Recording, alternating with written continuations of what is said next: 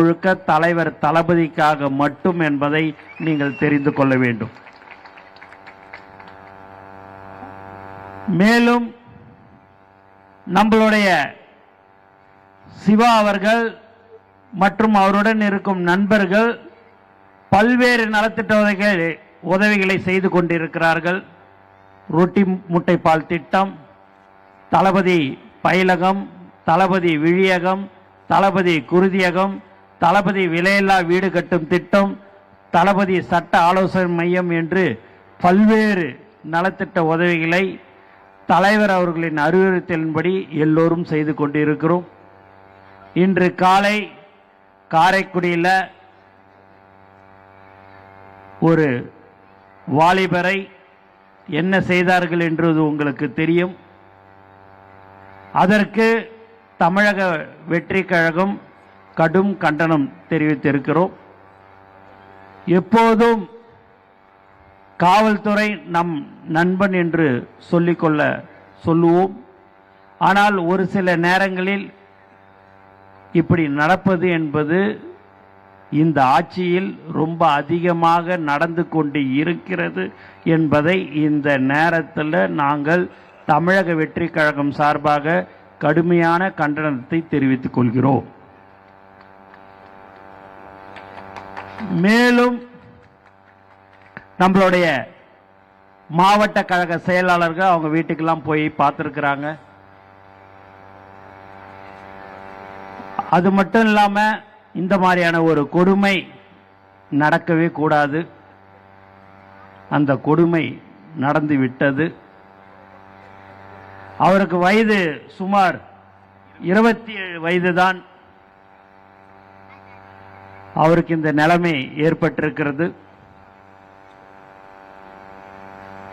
எப்போதுமே நீங்க பார்த்தீர்கள் என்று சொன்னால்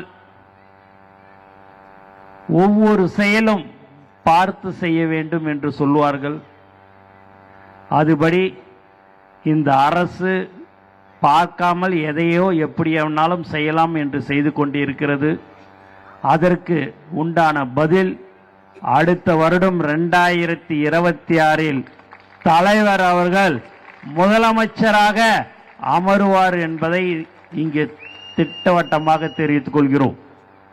மேலும் இது எல்லாமே இங்க இருக்கிற தாய்மார்கள்லாம் வந்திருக்கிறீங்க.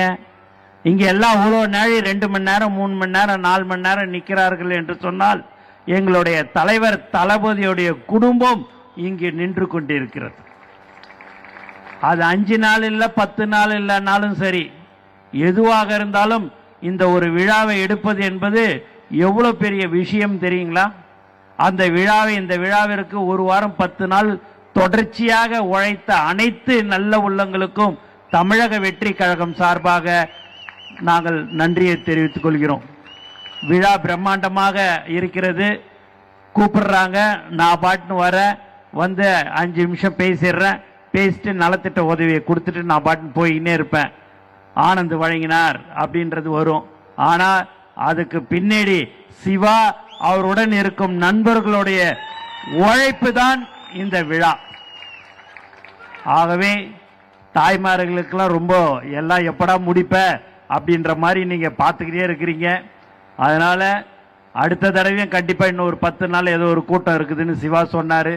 அந்த நேரத்தில் நான் விவரமா பேசிட்டு எப்போதும் எங்களுடைய உயிர் மூச்சு நாடி அனைத்தும் தலைவர் தளபதி தான் என்று கூறிக்கொண்டு எனக்கு வாய்ப்பு கொடுத்த அனைத்து நல்ல உள்ளங்களுக்கும் நன்றி கூறி விடைபெறுகிறேன். நன்றி, வணக்கம்.